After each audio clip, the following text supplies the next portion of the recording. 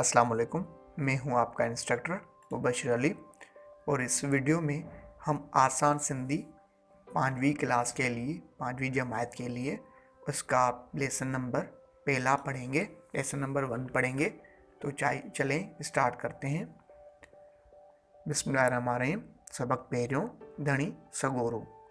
कंहिंजी हर हिकु ज़बान ते आहे बात, केरु पैदा करे थो ॾींहं या राति।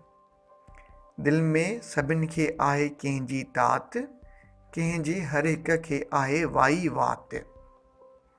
केरु ॾिए थो गुलनि खे ई ख़ुशबू, कंहिं ॾिनी राति कंहिं ॾिनी प्रभात। केरु नदियूं वहनि अन उपाए, मुंद ते कंहिं वसाई ही बरसात। कंहिं ॾिनी सिंधू कंहिं ॾिनी किंजर, केरु ॾिए थो बनियूं ऐं ही बागात। सो धणी आहे जंग सिधो वाली, तंहिंजो को साणी न को साथी। आपको ये उम्मीद तो ये समझ में आया होगा। अगर ये वीडियो समझ में थोड़ा सा भी आया तो इस वीडियो को ज़रूर लाइक करें, और कोई भी डाउट हो इस जो है पोएम के मुताबिक, इस बेत के मुताबिक, तो आप मुझे कमेंट में लिख सकते हैं कि भाई मुझे ये समझ में नहीं आया।